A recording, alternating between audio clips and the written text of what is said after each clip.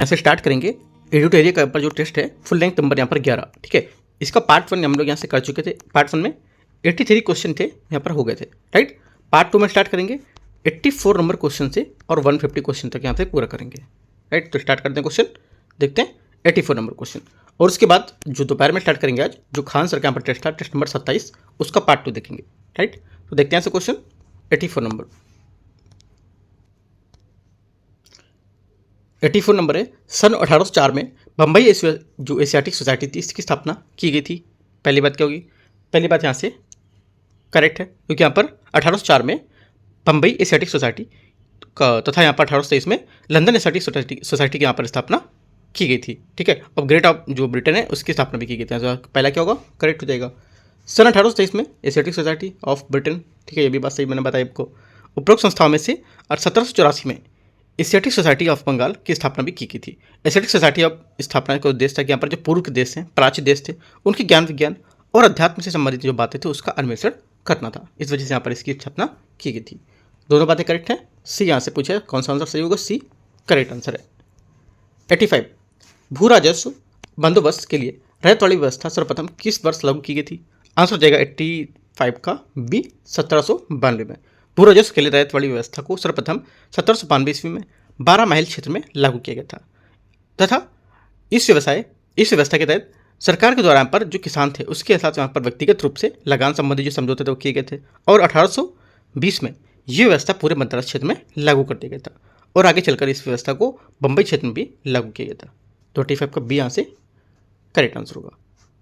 अगर इतने question 86 number, Sugauli संधि जो है, सुगौली की संधि 1816, उसके बारे में विचार करना है। इसके पक्षकार कौन थे? इसके जो पक्षकार थे 86 के, ये हो जाएगा यहाँ से अंग्रेज तथा गोरखा, ठीक है। गवर्नर जनरल लॉर्ड हेस्टिंग 1813 से 1823 के बीच में इनका टाइम पीरियड था। उसी काल में आंग्ल नेपाल युद्ध 1814 से 1816 के बीच हुआ था, राइट। इस युद्ध में नेपाल के अमर सिंह थापा को आत्मसमर्पण करना पड़ा था और बाद में मार्च 1816 में दोनों के बीच सुगौली की संधि द्वारा आंग्ल नेपाल युद्ध का अंत हुआ था। इस प्रकार सुगौली की संधि के पक्षकार यहाँ पर अंग्रेज और गोरखा थे। क्वेश्चन नंबर 87 पिंडारियों के दमन का श्रेय किसे दिया जाता है? आंसर हो जाएगा 87 का यहाँ से ये लॉर्ड हेस्टिंग को दिया जाता है। पिंडारी 17वीं शताब्दी से 19वीं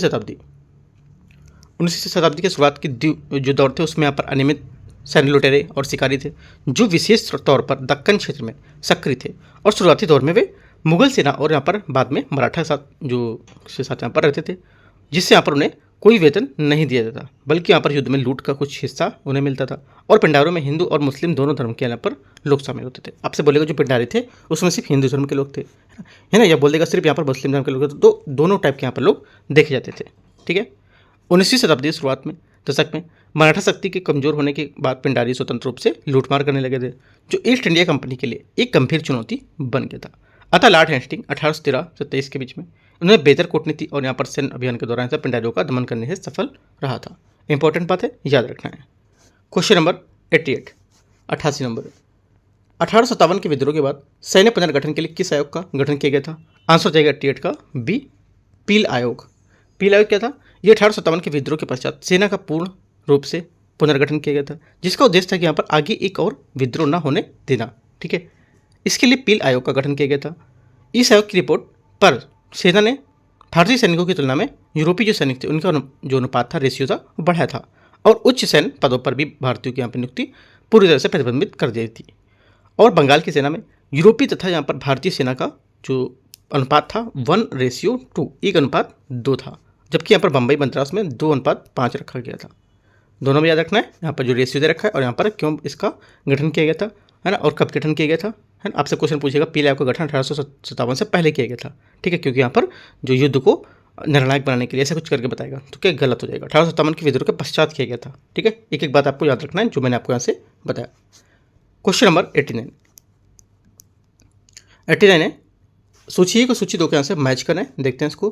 कोल विद्रोह, खासी विद्रोह, संथाल विद्रोह, चेरो विद्रोह, ठीक है। देखते हैं 89 को। पहला यहाँ से कोल विद्रोह आपका हो जाएगा यहाँ से 1831 से 32। पहले आपको यहाँ से सन लिख लेना जो मैं बताता जा रहा हूँ, ठीक है। 1831-32 तो यहाँ से होगा भूदू भगत छोटा नागपुर क्षेत्र, ठीक है। भूदू भगत छोटा नागपुर का क्षेत्र में, राइट। खासी विद्रोह की था, खासी विद्रोह आपका 1833 में तीरथ सिंह असम, राइट, तीरथ सिंह असम। संथाल विद्रोह 1855-56 के बीच। सिद्धू और कानू झारखंड, ठीक है, सिद्धू और कानू भी बोल सकते हो, सिद्धू कानू भी कहीं लिखा हुआ है, ठीक है। तो जो भी यहाँ पर है सिद्धू कानू या सिद्धू कानू तो समझ सकते हो उसको। चेरो विद्रोह ये 1800 ईस्वी में, कब, 1800 ईस्वी में, ठीक है। ये भूषण सिंह पलामू झारखंड में, तो यहाँ से ये हो जाएगा। तो इस टाइप से जो आंसर हमारा होगा 89 का डी यहाँ से करेक्ट मैच कर रहा है। क्वेश्चन नंबर 90, सूची संगठन संस्थाएं यहाँ पर दे रखी है, इसको भी मैच करते हैं, देखते हैं। जमींदार एसोसिएशन था, ये क्या था, जमींदार, देखो यहाँ पर जो लैंड होल्डर्स एसोसिएशन 1838 ईस्वी में द्वारिकानाथ टैगोर, ठीक है, द्वारकानाथ टैगोर। आप इसका जो मैं सन बता रहा हूँ एक एक सन लिखते चलो, है ना। जैसे मैंने जमींदार से एसोसिएशन बताया तो आपको क्या लिखोगे, जमींदार लैंड होल्डर्स या एसोसिएशन, ठीक है। इंडियन सोसाइटी 1872 ईस्वी में। आनंद मोहन बोस लंदन में, 1872, दो चीज़ एक्स्ट्रा लिखनी है आपको। रेणुबाई मजदयासन सभा 1851 में, ठीक है। और ये Dadabhai Naoroji. Scientific society 1864, sir Syed Ahmed Khan. Answer 90 का सी यहाँ से करेक्ट हो जाएगा। 91, lectures from Colombo to Almora नामक पुस्तक किस प्रसिद्ध विचारक द्वारा भाषणों का संकलन है। आंसर हो जाएगा 91 का सी, स्वामी विवेकानंद। स्वामी विवेकानंद 1863 से 1902 तक यहाँ पर क्या है, एक प्रख्यात भारतीय चिंतक और दार्शनिक थे। वे प्रख्यात भारतीय संत रामकृष्ण परमहंस के शिष्य थे। स्वामी विवेकानंद ने सन 1893 ईस्वी में शिकागो अमेरिका में आयोजित विश्व धर्म संसद में भाग लिया था और पूरे विश्व को प्रभावी तरीके से भारतीय वेदांत दर्शन से परिचित कराया था। उन्होंने वर्ष 1897 ईस्वी में रामकृष्ण मिशन की स्थापना भी की थी, ठीक है। उनके भाषणों को संकलन lectures from Colombo to Almora नामक पुस्तक में संकलित किया गया था। आंसर क्या होगा, 91 का सी यहाँ से करेक्ट आंसर है। 92 नंबर क्वेश्चन है। निम्नलिखित कथनों पर विचार करना है। पूना समझौता, तृतीय गोलमेज सम्मेलन, कांग्रेस सोशलिस्ट पार्टी की स्थापना और गांधी इरविन समझौता।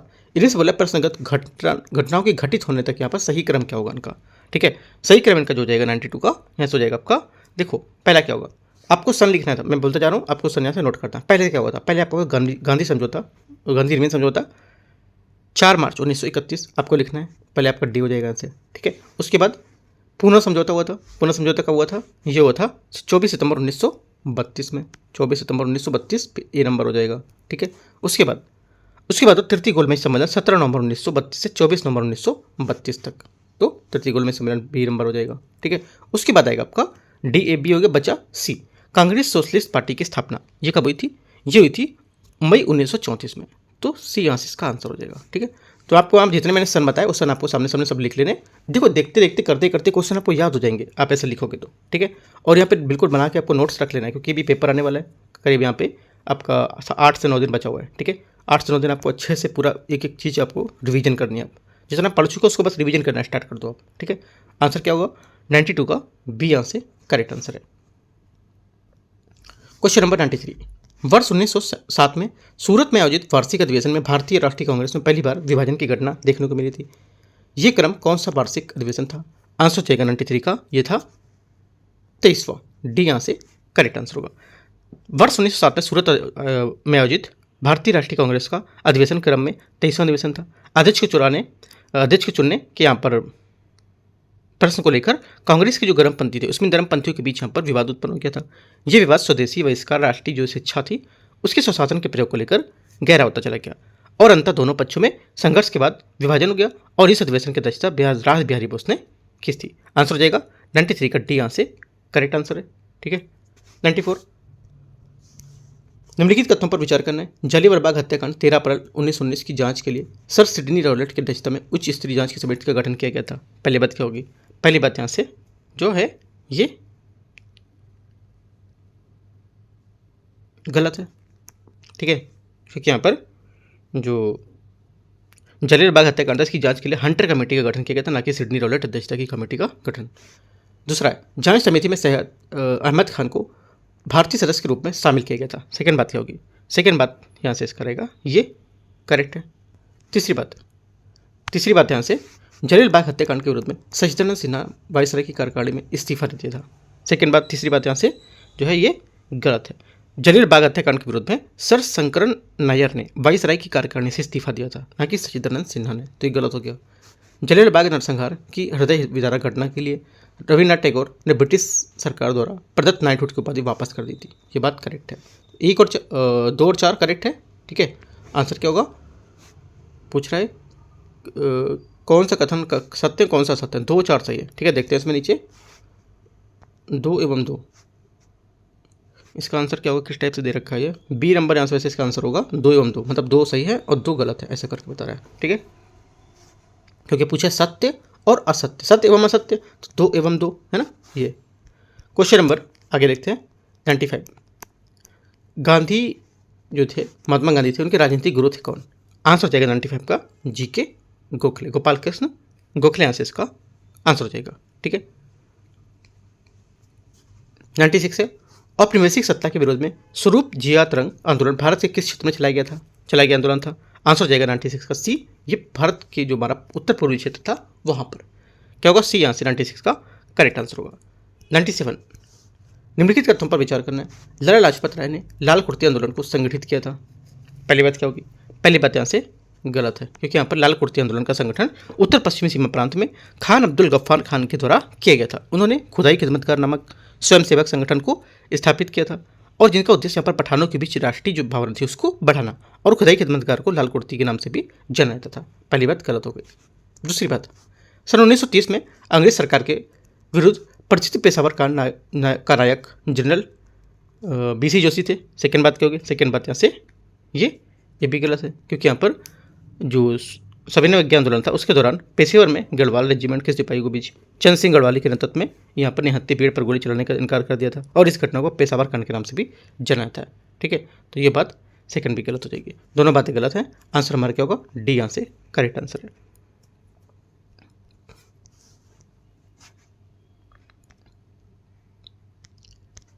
आगे 98 नंबर।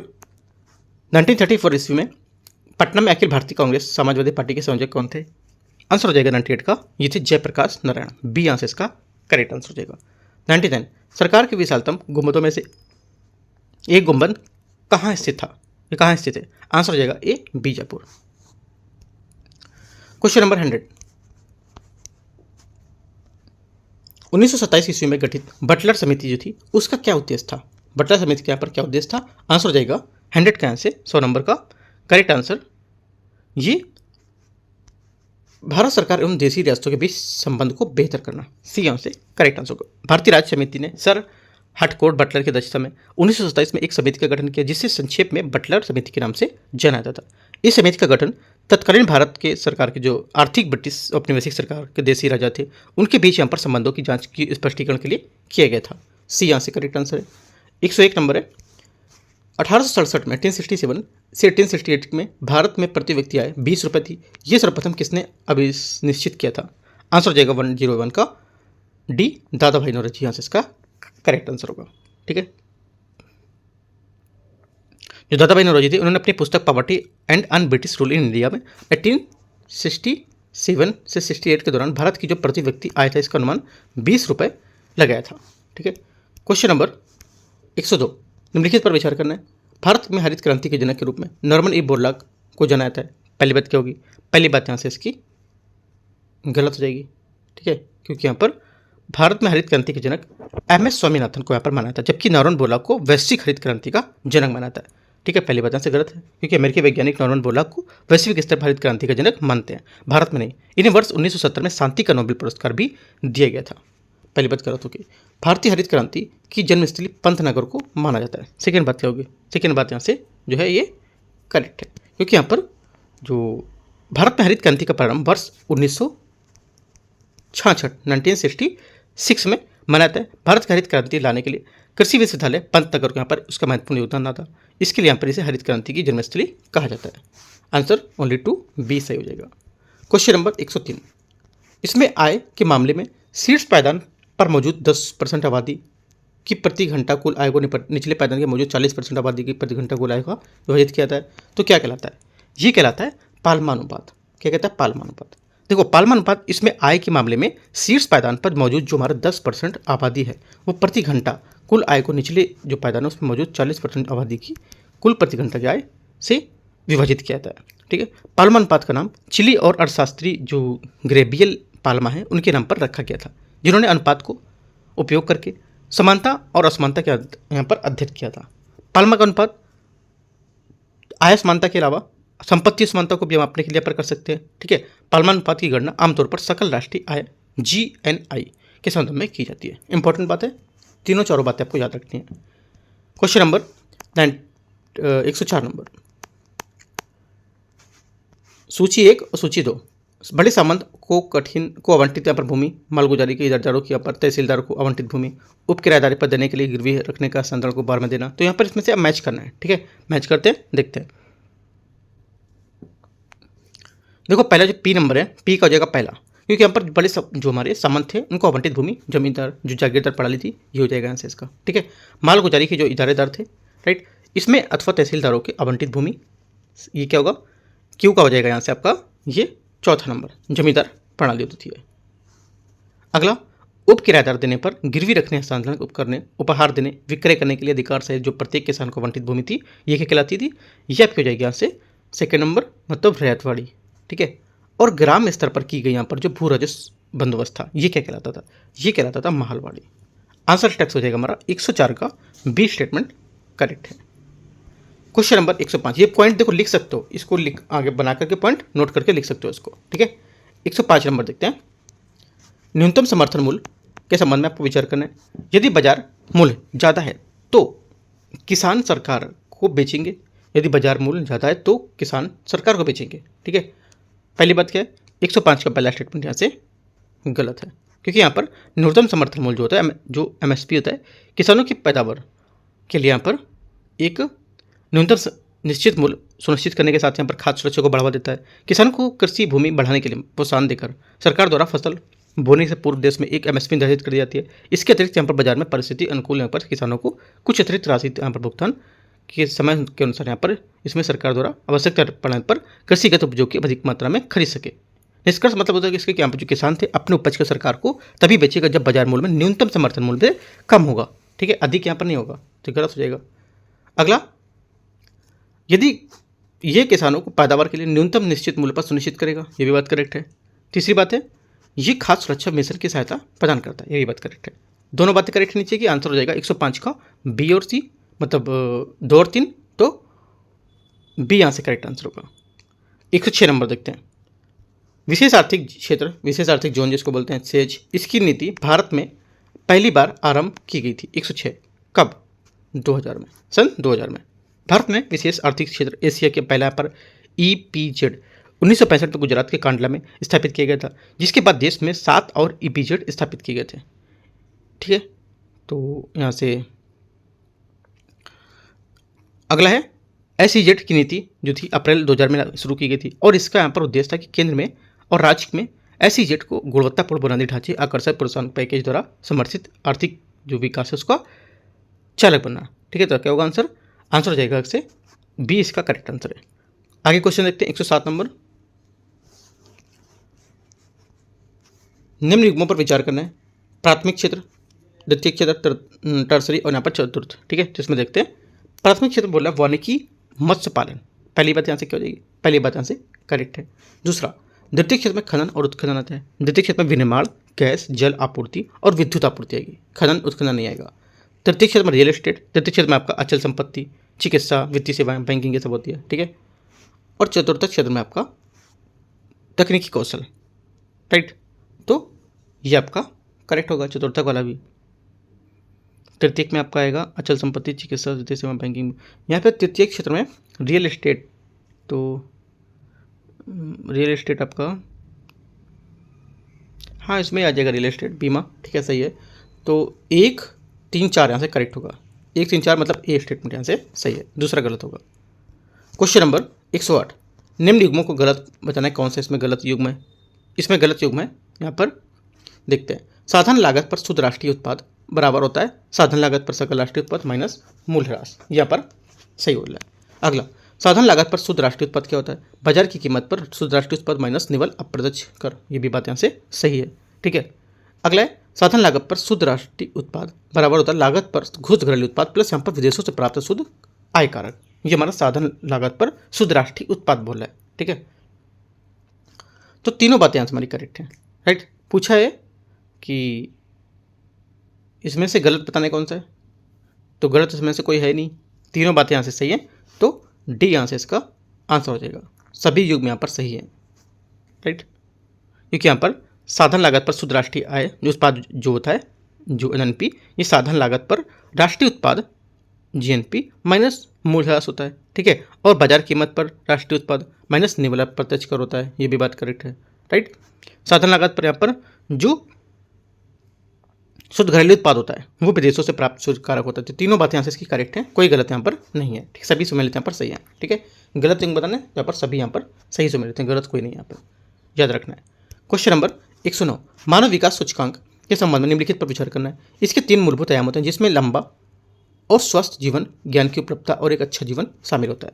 पहली बात क्या होगी, पहली बात यहाँ से करेक्ट है। दूसरा, सूचकांक का मान 0 से 0 के आसपास होना चाहिए, अच्छी स्थिति का उच्च यहाँ पर संतुलित विकास का द्योतक होता है। सेकंड बात यहाँ से इसकी गलत होगी, क्योंकि यहाँ पर 0 से 1 के बीच होना चाहिए, 0 से 0 के बीच नहीं, गलत होगा। ओनली 1 करेक्ट है, ए यहाँ से इसका आंसर हो जाएगा 109 का।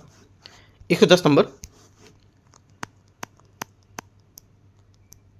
सकल घरेलू उत्पाद जो है जीडीपी की गणना के निम्नलिखित में से किससे शामिल नहीं किया जाता है। आंसर हो जाएगा 110 में, यहाँ से ये शामिल नहीं करते हैं किसी देश के नागरिक द्वारा विदेश में अर्जित आय को। सी यहाँ से करेक्ट आंसर 110 का। ठीक है, जीडीपी की गणना में घरेलू जो होता है डोमेस्टिक शब्द महत्वपूर्ण है। इसका मतलब है कि केवल वही उत्पाद यहाँ पर शामिल होता है जो देश की सीमा के भीतर होता है, चाहे उसे किसी भारतीय नागरिक में दिया गया हो या विदेशी नागरिक को। आंसर हो जाएगा सी, 10वें का करेक्ट आंसर है। क्वेश्चन नंबर 11, लेखक विशुद्धिमांग एक थेरवाद बौद्ध पाठ है जो किसके द्वारा लिखा गया था। ये लिखा गया था बुद्ध घोष, सी यहाँ से करेक्ट आंसर होगा। ठीक है, क्वेश्चन नंबर 112, प्राचीन बिहार का कौन सा राजवंश पितृहंता राजवंश के नाम से भी जाना जाता है। आंसर हो जाएगा 112 का यहाँ से हर्यक, ये यहाँ से करेक्ट आंसर होगा। हर्यक राजवंश एक अल्पकालिक राजवंश था जिसने प्राचीन बिहार के मगध क्षेत्र में 540 ईसा पूर्व से 413 ईसा पूर्व तक शासन किया था। आपसे बोलेगा क्वेश्चन कि इनमें से कौन सा राजवंश जो था अल्पकालिक राजवंश था, कौन सा था, हर्यक था। इंपॉर्टेंट बात है, याद रखना है। क्वेश्चन नंबर 113, दिल्ली सल्तनत की जो राजधानी थी लाहौर से दिल्ली किसने स्थानांतरित की थी। आंसर हो जाएगा 113 के यहाँ से करेक्ट आंसर, ये बी इल्तुतमिश करेक्ट होगा। इल्तुतमिश खुसरुद्दीन ऐबक का गुलाम था, उसने अहिलवाड़ के युद्ध में खरीदा था और यहाँ पर बाद में उसे जो उसका दामाद भी बना दिया था। ठीक है, इल्तुतमिश ने 1211 ईस्वी में आराम शाह को हटा करके दिल्ली के यहाँ पर गद्दी संभाली थी और एक अत्यंत योग्य शासक था और उसने दिल्ली सल्तनत का वास्तविक संस्थापक माना था। उसने लाहौर के स्थान पर दिल्ली को सल्तनत की यहाँ पर राजधानी बनाई थी और उसने एकता व्यवस्था जो स्थापना थी उसको भी लेकर नागरिक प्रशासन में सेना में सुधार किए थे। क्वेश्चन 114, निम्नलिखित में से कौन सा राजवंश उत्तर बिहार के मिथिला क्षेत्र पर शासन नहीं करता था। आंसर हो जाएगा उज्जैनिया राज्य, यहाँ से इसका करेक्ट आंसर होगा डी। ठीक है, वर्तमान में भोजपुर उज्जैनिया राज्य की स्थापना शैतान सिंह जैन, जिसे यहाँ पर देवराज के नाम से यहाँ पर जाना जाता है, उसने की थी। उनका शासन भोजपुर, उज्जानी, डुमराव, बक्सर और जगदीशपुर क्षेत्रों में था। ठीक है, उज्जैनी राज्य के महत्वपूर्ण शासकों का संग्राम देव, ओंकार देव और दुर्लभ देव राजा जैसे यहाँ पर शाही राजा यहाँ पर शामिल थे। वे अफगानों के साथ यहाँ पर अच्छे संबंध साझा करते थे, याद रखना है, इंपॉर्टेंट है। आगे देखते हैं क्वेश्चन 115, बिहार में यूरोपीय कंपनियों के जो व्यापारिक गोष्ठी थे उसकी स्थापना यहाँ पर मैच करना है, देखते हैं इसके हिसाब से 15 का। पहला हो जाएगा आपका 3 यहाँ पर दे रखे हैं डच क्या होगा, देखो डच जो थे ये पटना में पहला व्यवस्थित व्यापारिक अड्डा डचों द्वारा स्थापित किया गया था। ठीक है, और 1632 में डचों ने पटना में एक व्यापारिक केंद्र स्थापित किया था। कब, 1632 में, तो ये हो जाएगा। अंग्रेज क्या होंगे, अंग्रेज हो जाएगा यहाँ से 1620 में पटना में आलमगंज में अपना व्यापारिक केंद्र स्थापित किया था 1620 में, और यहाँ पर उन्होंने अपने वास्तविक सफलता में 1651 में मिली थी, वास्तविक सफलता कब मिली 1651 में। राइट, ये हो गया। आगे डेनिस क्या थे, देखो डेनिस जो थे यहाँ पर ये आपका हो जाएगा 1774। आंसर क्या होगा, आंसर यहाँ से हो जाएगा इसका डेनिस जो थी कंपनी 1774 में पटना शहर में नेपाली कोठी के पास अपना कारखाना स्थापित किया था। तो आंसर हो जाएगा 15 के यहाँ से 115 का सी यहाँ से करेक्ट होगा। 116 नंबर, प्लासी युद्ध का किस नदी के तट पर लड़ा गया था? आंसर हो जाएगा 116 के यहाँ से ये लड़ा गया था भागीरथी, डी यहाँ से करेक्ट आंसर हो जाएगा। क्वेश्चन नंबर 117, 1789 में 1794 के दौरान छोटा नागपुर क्षेत्र में तमाड़ विद्रोह के नेतृत्व किसने किया था? आंसर हो जाएगा 117 का बी, भोलानाथ सहाय, बी यहाँ से इसका करेक्ट आंसर हो जाएगा। तमाड़ जो विद्रोह था ये कब हुआ था? 1789 से 1794 के बीच, ठीक है, याद रखना है। क्वेश्चन नंबर 118, 1912 में भारतीय राष्ट्रीय कांग्रेस के बांकीपुर अधिवेशन में महासचिव कौन थे? आंसर हो जाएगा 118 का बी, सच्चिदानंद सिन्हा, बी यहाँ से करेक्ट आंसर होगा। 119 नंबर है, सूची 1 और सूची 2 को मैच करना है। देखते हैं यहाँ से किसान नेता और यहाँ पर के कार्य क्षेत्र दे रखे हैं, ठीक है। यदुनंदन शर्मा हो जाएगा आपका यहाँ से जो होगा पहला बी गया, ठीक है। और यमुनाकारी आपका दरभंगा, राहुल शंकराचार्य आपका हो जाएगा अंबारी, और यहाँ से कल्याण शर्मा आपका मुंगेर हो जाएगा। आंसर क्या होगा? 119 का डी यहाँ से करेक्ट आंसर है। क्वेश्चन नंबर 120 देखते हैं। 120 है, भारत में और बिहार वन सर्वेक्षण पहली बार 1985 में प्रकाशित हुई थी। पहली बात क्या होगी? पहली बात यहाँ से ये गलत है, क्योंकि यहाँ पर भारत और जो बिहार वन रिपोर्ट है भारतीय वन सर्वेक्षण द्वारा हर 2 साल में यहाँ पर जारी की जाती है। ये रिपोर्ट पहली बार 1987 में जारी की गई थी, ठीक है, ना कि 1985 में। ये हर 2 वर्ष में जारी की जाती है, सही बात है। सेकंड बात सही है। तीसरी बात, इसके अनुसार बिहार वन क्षेत्र में 7532 वर्ग किलोमीटर जो राज्य कुल भौगोलिक क्षेत्रफल का 8% है। ये भी बात यहाँ से करेक्ट है। 2 और 3 करेक्ट है, आंसर बी यहाँ से सही हो जाएगा। 21 दिए गए पर जो विकल्प है उसके अनुसार से बिहार किस राज्य किस जिले में सबसे कम औसत वर्षा यहाँ पर दर्ज की गई है? आंसर हो जाएगा 121 का डी, अरवल, इसका करेक्ट आंसर होगा। क्वेश्चन नंबर 122 है, सूची 1 और सूची 2 बिहार की नदियाँ और संगम बिंदु गंगा के साथ क्या होगा? देखते हैं। देखो यहाँ पर बोल रहा है कर्मनासा आपका यहाँ से हो जाएगा 122, कर्मनासा चौसा, ठीक है, किधर होगा? चौसा। बूढ़ी गंडक आपको हो जाएगा खगड़िया, गंडक आपका सोनपुर, और कोसी कुर्सेला। आंसर यहाँ से हो जाएगा इसका 122 का बी स्टेप से मैच करेगा। 123 बिहार विधान परिषद में राज्यपाल द्वारा मनोनीत सदस्यों का भाग कितना है? इसका आंसर हो जाएगा, इसका जो भाग है 1/6 भाग, डी यहाँ से करेक्ट आंसर होगा। 124 नंबर है, गोवर्धन योजना के संबंध में विचार करना है। ये जिला स्तर पर कृषि और पशुपालन अपशिष्ट निपटान हेतु बायोगैस उत्पादों का उत्पादन है। पहला क्या होगा? 124 का पहला स्टेटमेंट यहाँ से जो रहेगा ये करेक्ट है। दूसरा, 38 जिलों में 31 जिलों में से गोवर्धन इकाई का निर्माण किया गया है। सेकेंड बात क्या, ये भी बात करेक्ट है। दोनों बातें करेक्ट हैं। 124 का आंसर सही पूछा है तो सी। 125 है, बिहार आर्थिक सर्वेक्षण 2024-25 में बताना है।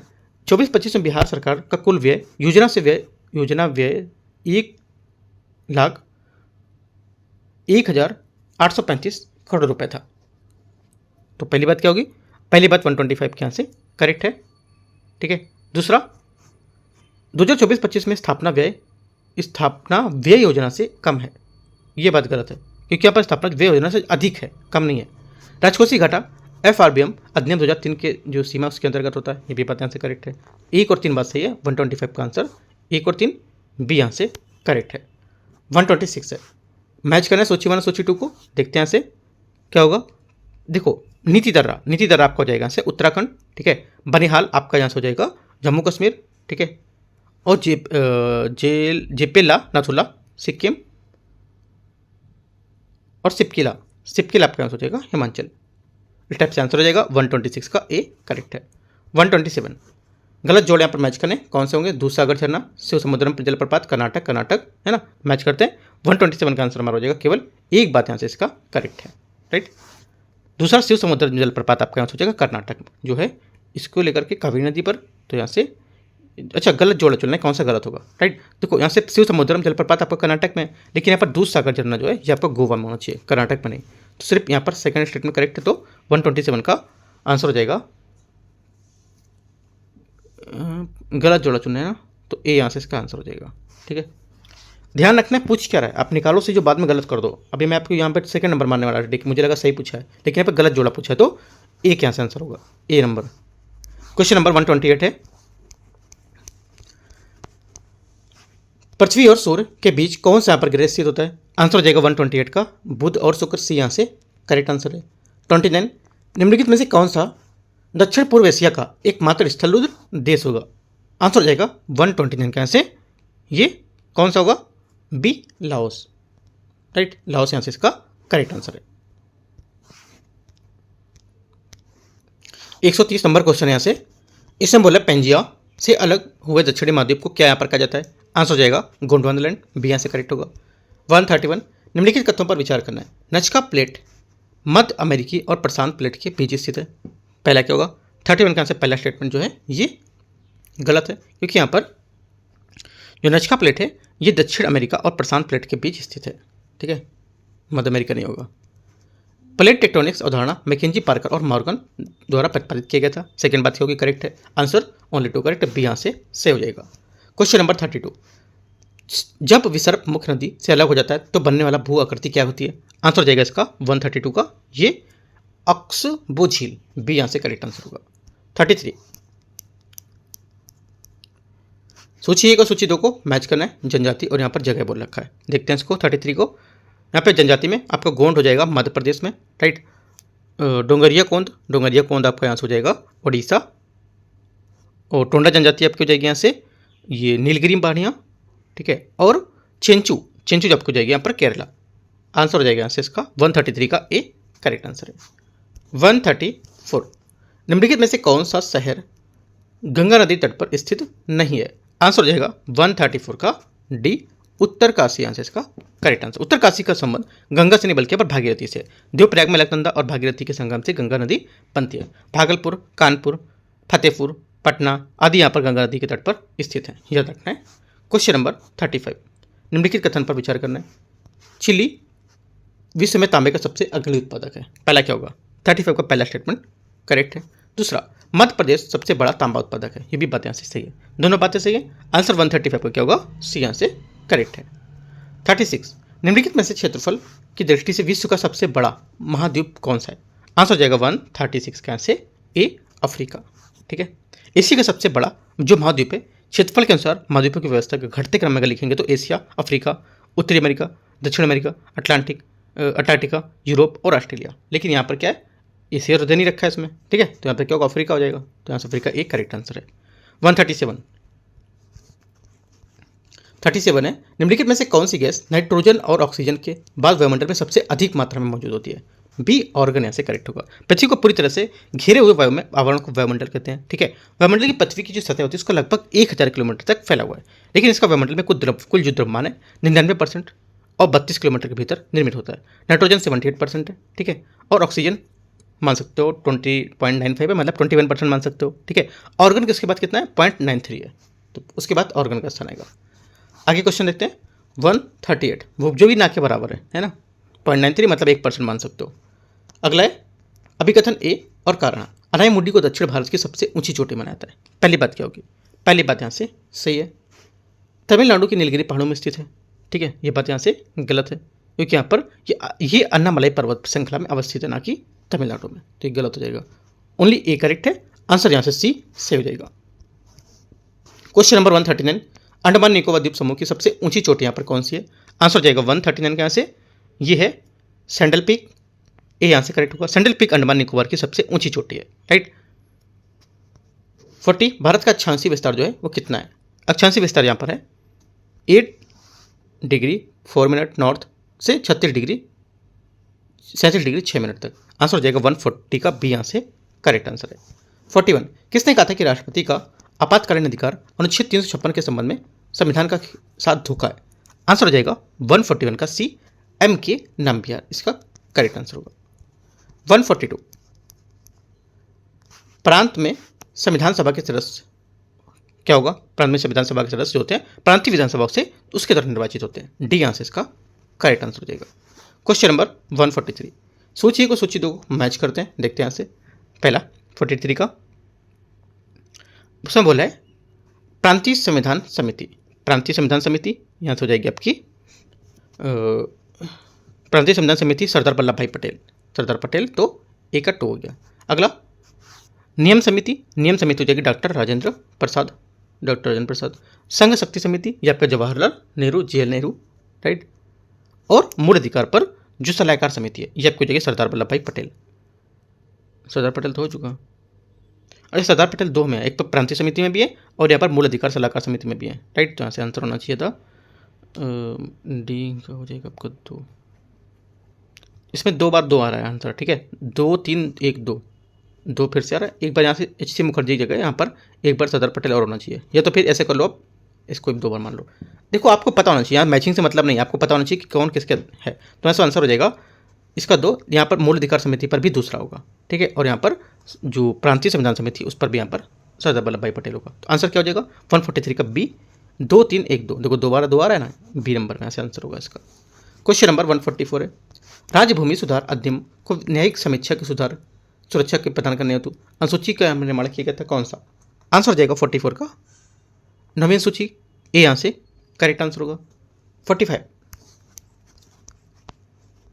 निम्नलिखित कथनों पर विचार करना है। संविधान के अनुच्छेद 17 के तहत उपाधियों का निषेध किया गया है। पहली बात यहाँ से क्या होगी, ये गलत है, ठीक है, क्योंकि यहाँ पर जो उपाधियों का निषेध संविधान के अनुच्छेद 18 के तहत यहाँ पर किया गया है, ठीक है। 17 में नहीं, 17 पर क्या है, अस्पृश्यता या छुआछूत जिसको बोलते हैं, अनटचेबिलिटी।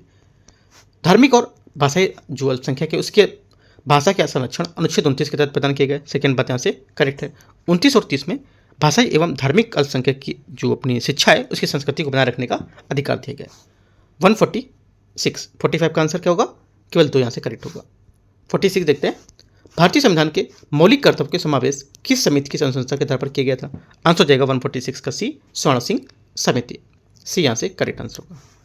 आगे क्वेश्चन है 147, किस संविधान संशोधन अधिनियम द्वारा दिल्ली और पुडुचेरी विधानसभाओं के निर्वाचित सदस्यों को राष्ट्रपति के निर्णायक जो मंडल है, निर्वाचक मंडल, उसमें शामिल किया गया था? आंसर हो जाएगा 47 का A, 70 करेक्ट आंसर होगा, ठीक है। आगे क्वेश्चन देखते हैं 48, केंद्र और राज्य के बीच होने वाले विवादों का निर्णय करने की भारत के उच्चतम न्यायालय की शक्ति किसके अंतर्गत आती है? आंसर हो जाएगा 148 का से ये प्रारंभिक या मूल अधिकारिता के अंतर्गत। आगे क्वेश्चन है 49, राष्ट्रपति के निर्वाचक के संबंध में आपको विचार करना है, निर्वाचक मंडल के बारे में। देखते हैं पहली बात यहाँ से बोला है, इसमें संसद दोनों सदनों के निर्वाचित सदस्य यहाँ पर शामिल किए जाते हैं। पहली बात करेक्ट है। इसमें राज्य के विधानमंडलों को निर्वाचित सदस्य यहाँ पर शामिल किए जाते हैं। सेकेंड बात यहाँ से गलत होगी, क्योंकि यहाँ पर जो इसमें राज्य के जो विधानमंडल है उसके निर्वाचित सदस्य यहाँ पर शामिल नहीं किए जाएंगे, ठीक है। तो यहाँ से ये गलत होगा। आगे, इसमें संघ शासित क्षेत्र दिल्ली पुडुचेरी विधानसभाओं के निर्वाचित सदस्य शामिल होंगे, सही है। इसमें संसद और राज्य विधानसभाओं के निर्वाचित सदस्य शामिल किया था, ये बात करेक्ट है। तो 1 3 4 हमारा करेक्ट है। आंसर क्या हो जाएगा, आंसर हमारा हो जाएगा 1 3 4 सही है। बच्चा कौन सा 2, दूसरा गलत था, पूछे गलत कौन सा है, तो दूसरा आंसर गलत हो जाएगा। क्वेश्चन नंबर 150 है, लास्ट क्वेश्चन है। इसमें बोला है सूची 1 सूची 2 मैच करते हैं। राष्ट्रीय मानवाधिकार आयोग, राष्ट्रीय मानवाधिकार आपका जो जाएगा यहाँ से ये NHRC जिसको बोलते हैं, नेशनल ह्यूमन राइट कमीशन 1993 1993 चौथे में आ जाएगा। केंद्रीय सतर्कता आयोग, केंद्रीय सतर्कता आयोग आपको हो जाएगा CVC जिसको बोलते हैं 1964, राइट। आगे आएगा प्रवर्तन निदेशालय ED जिसको बोलते हैं, ये 1956 1956। और केंद्रीय अन्वेषण ब्यूरो ये आपका हो जाएगा यहाँ से CBI 1963। आंसर हो जाएगा 150 का C करेक्ट है।